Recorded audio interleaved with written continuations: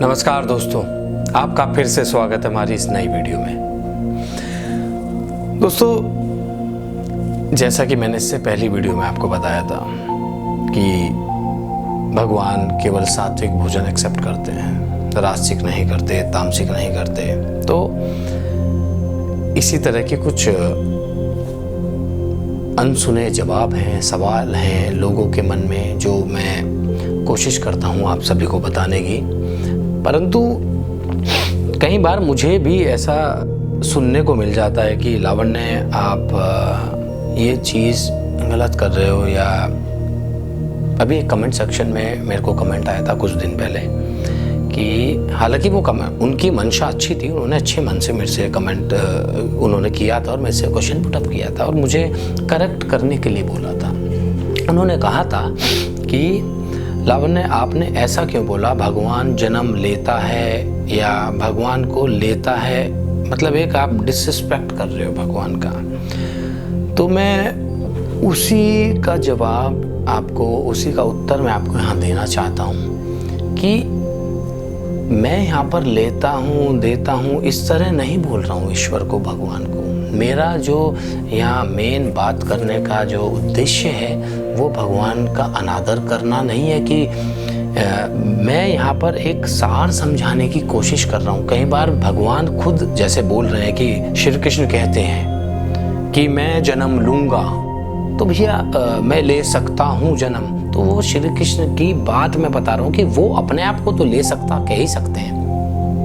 मैं ये नहीं कह रहा कि श्री कृष्ण जन्म लेता है। श्री कृष्ण बोलते हैं कि मैं जन्म ले सकता हूँ, इस तरह की मैं बातें बताता हूँ। और चलो ये सब चीज़ भी एक बार को साइड में रखे, चलो मैंने ही बोल दिया कि ईश्वर जन्म लेता है, तो उसमें कोई मैंने अनादर नहीं किया। मैं अपनी माँ को बोल देता हूँ कई बार कि माँ तू मुझे बहुत प्यारी है, तू दुनिया में सबसे अच्छी है। तो यहाँ मैंने अपनी माँ का अनादर कर दिया क्या? तू बोलने का मतलब क्या? एक बात, शब्दों पे मत जाओ, शब्दों की गहराई में जाओ। अब मैं बोल दूं कि आप बदतमीज हैं, आप पागल हैं, किसी भी इंसान को ऐसे में संबोधित करूं, यहाँ तो मैं इज्जत दे रहा हूं, परंतु मेरा भाव क्या है? मेरा भाव तो उस इंसान को मैं पागल बता रहा हूँ, उस इंसान को मैं बदतमीज बता रहा हूँ। तो और यही इसी के साथ मैं आपको बोलूँ यार, तो इंसान बड़ा अच्छा है, तो इसमें मैं उसको तू भी बोल रहा हूँ, परंतु मैं उसको इज्जत भी दे रहा हूँ, आदर भी दे रहा हूँ, उसके बारे में अच्छी चीज़ बोल रहा हूँ। तो शब्दों के भाव में जाइए। और माँ बाप को कई बार बोल देते हैं, जैसे पिताजी को बोल देते हैं, पापा को बोल देते हैं, बापू तू दुनिया का सबसे बढ़िया बापू है मेरा। तो एक जो गाँव में बोलते हैं, गाँव में बापू बोल देते हैं, तू बोल देते हैं, माँ को तू बोलते हैं, तो इसमें अनादर नहीं होता, इसमें उनका भाव देखा जाता है। अब मेरे ताया के बच्चे हैं, ताऊ जी के बच्चे मेरे से 15-15 साल बड़े हैं, तो मैं नाम लेता हूँ उनका, जैसे मैं पवन ही बोल रहा हूँ, बट मैं पवन के बाद क्या बोलता हूँ? पवन भाई। एक रिस्पेक्ट जोड़ दी मैंने, पवन भाई तू मेरा ये काम कर देगा क्या? तो उसमें पवन भाई मेरे से 10-12 साल बड़ा होने के बावजूद भी क्या बोल रहा है? उसको बुरा नहीं लग रहा ना, उसको पता है कि मेरा भाव क्या है, मैं उसको इज्जत दे रहा हूँ वहाँ पर। अब मैं बोलूँ कि पवन भाई आप मेरा ये काम कर देंगे, वो भी अच्छी चीज़ है, परंतु अब मैं बोलूँ कि पवन भाई आप तो सही नहीं कर रहे हैं, आप तो पागल हैं, ये सब इस तरह की चीज़ें मैं इज्जत दे रहा हूँ, परंतु मेरा भाव तो गलत है ना, मैं गलत बोल रहा हूँ अपने भाई को। तो वही चीज़ है, आप यहाँ भाव में जाइए, सार क्या है उस चीज़ का वो समझने की कोशिश करिए।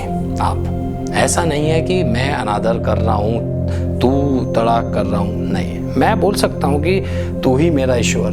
गाना नहीं है मूवीज़ में, मूवी में कि बहुत फिल्मों में गाना है, हे भगवान कहाँ है तू, तो उस गाने में क्या बेइज्जती कर रहे हैं भगवान की? अरे भगवान है, वो आपका बाप है, आपकी माँ है, आपका सब कुछ है, आपका भाव अच्छा होना चाहिए। तो कहने का जो मेरा तात्पर्य था कि आपका भाव सही होना चाहिए। शब्द होते हैं, शब्दों के भी मायने होते हैं अपनी जगह, परंतु उस शब्दों के मायने के साथ साथ वो किस भाव में कहे जा रहे हैं, उस लाइन का भाव क्या है, सार क्या है, मेन मायने वो रखता है।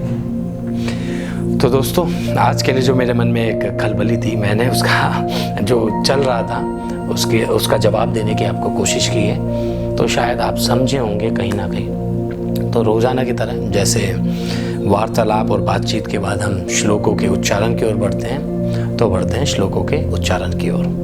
अब इसी के कंटिन्यूशन में श्री कृष्ण क्या जवाब देते हैं, क्या आंसर देते हैं। कहते हैं, बहुनी में व्यतीतानि जन्मानि तव चार्जुन तान्यहम वेद सर्वाणि न त्वं वेत्थ परंतप। इसका भावार्थ ये है, श्री भगवान श्री कृष्ण बोलते हैं कि हे परंतप अर्जुन, मैं और तेरे जैसे, मतलब मैं और तेरे जैसे अर्जुन बहुत बार जन्म ले चुके हैं, बहुत सारे, इसका मतलब ये है पैरेलल वर्ल्ड में जन्म ले चुके हैं। आदमी मरता है, जीता है, मरता है, जीता है, जन्म मृत्यु का चक्र चलता रहता है।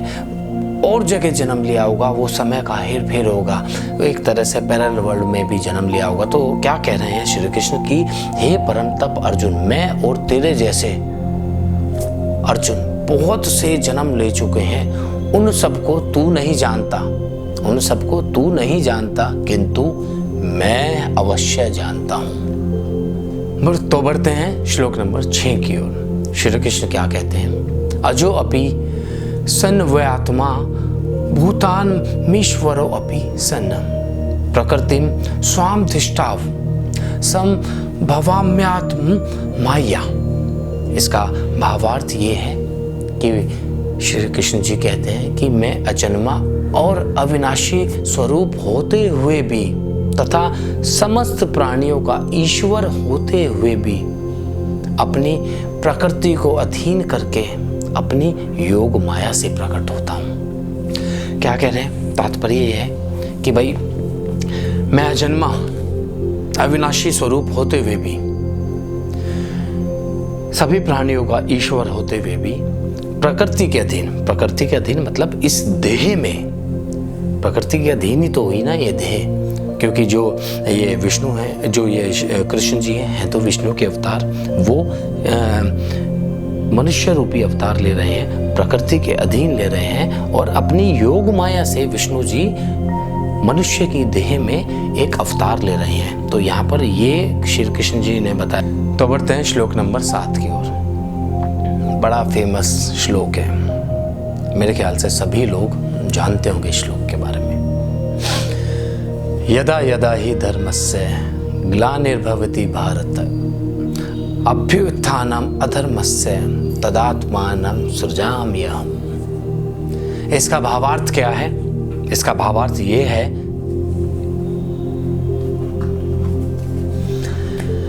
इसका भावार्थ क्या है? इसका भावार्थ ये है, श्री कृष्ण कहते हैं, हे भारत, वो अर्जुन को संबोधित कर रहे हैं। जब जब धर्म की हानि और अधर्म की वृद्धि होती है, तब तब मैं अपने रूप को रचता हूं, अर्थात साकार रूप से लोगों के सम्मुख प्रकट होता हूं। तात्पर्य यह है, जब जब दुनिया में धर्म की हानि होगी, अधर्म की वृद्धि होगी, अधर्म उभरेगा, अधर्म ज्यादा होगा, तब तब मैं इस धरती पर आऊंगा, अपना स्वरूप लूंगा, एक रूप में प्रकट होऊंगा, लोगों के समस्त आऊंगा, तो साक्षात्कार लोगों के सम्मुख प्रकट होता हूं। तो बढ़ते हैं श्लोक नंबर 8 की ओर। परित्राणाय साधूनां विनाशाय च दुष्कृतां धर्म संस्थापनार्थाय संभवामि युगे युगे। इसका भावार्थ ये है, साधु पुरुषों का उद्धार करने के लिए, जो भी मनुष्य साधु मन के हैं, साधु पुरुषों का उद्धार करने के लिए, पाप का नाश करने के लिए, धर्म को अच्छी तरह से दोबारा उसकी स्थापना करने के लिए मैं युग युग में प्रकट हुआ करता हूँ।